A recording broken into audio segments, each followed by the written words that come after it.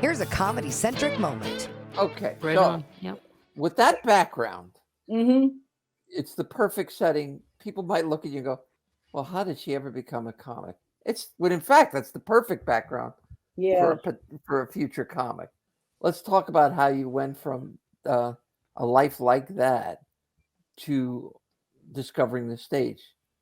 Well, I was always, as a kid, like every opportunity I had, I was on stage, like in school plays, whatever. And I had a mentor since sixth grade, Mr. McDonald, who they had these little sad school concerts. You know, every parent's been to them. Your kids singing off key to Away in a Manger year after year. And so Mr. McDonald had the bright idea to jazz up the concert by having me MC it. So I was like the host. How old are you? You're in the sixth grade now? I'm in the sixth grade. Okay. And so, and the minute I heard my voice into that microphone, I became like, I was addicted from that point. And it's a small That was your town. crack. That was my crack. And it was a small town. So every time someone's house burnt down, they would have like a variety show. So people would pull out their fiddles and everything. And yeah, so even as a young kid, I was always the host for those variety shows. Like there's a lot of musicians, and like somebody would sing a song, somebody would do a little Highland fling, and I was always the host. And so while I was at university, I went to this comedy club called Yuck Yucks. One of my friends said, Sure, yeah. "You're hilarious. You should go to open mic." So I went to the open mic, and I had a great set. And the guy was like, "You could be famous in 2 years. You're brilliant. You've got everything." And I didn't realize the gift that was. Like, he signed me up on the Yuck Yuck circuit in Canada. Wow. But I couldn't even get on that circuit. yeah, but the thing is, I didn't take advantage of it because I had so much trauma that I was trying to manage, because I was just suppressing it. I wasn't dealing with it or processing it. And so my confidence level wasn't at a point where I could really take advantage of it. So I blew it.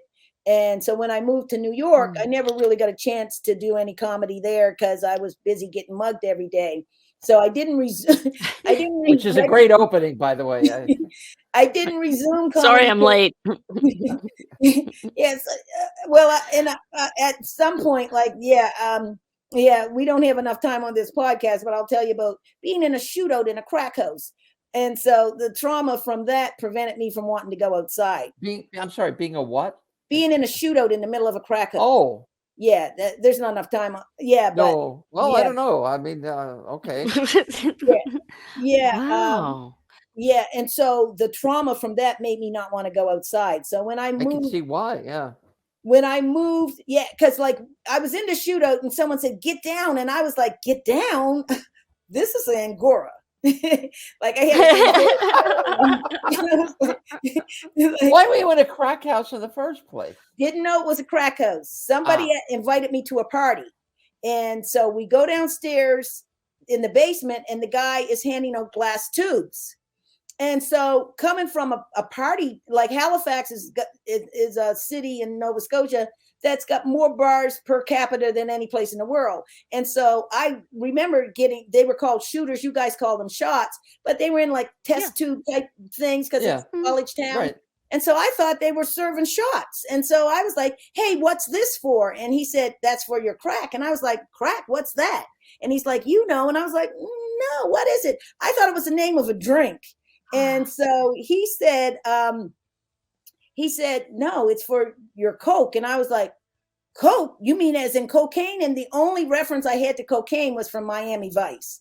And so then I start to hyperventilate and close my eyes so I can calm down, because that was a technique I learned as a kid, to count to 10. Things are never as bad as you think they are. You just got to refocus.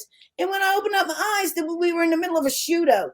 And I was the only one standing because I was screaming and freaking out. And that's when someone told me to get down on the floor. And I was like, and when I met my dad, it was the first time I ever got new clothes. And like, I had all these fancy clothes, and I had like an Angora sweater.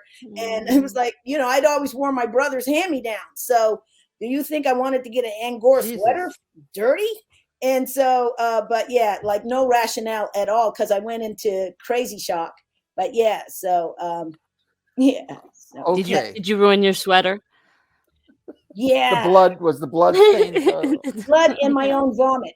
Yeah, well, Oh, no. that'll ruin Angora. Sure. And then I'm pretty sure fecal matter from some rodents that were living in the basement as Oh, my well. dear. So that's how I found out what crack was. okay, That's so a hell of an entrance to it. let's move to the point where you decide, well, maybe I'm going to give comedy a shot.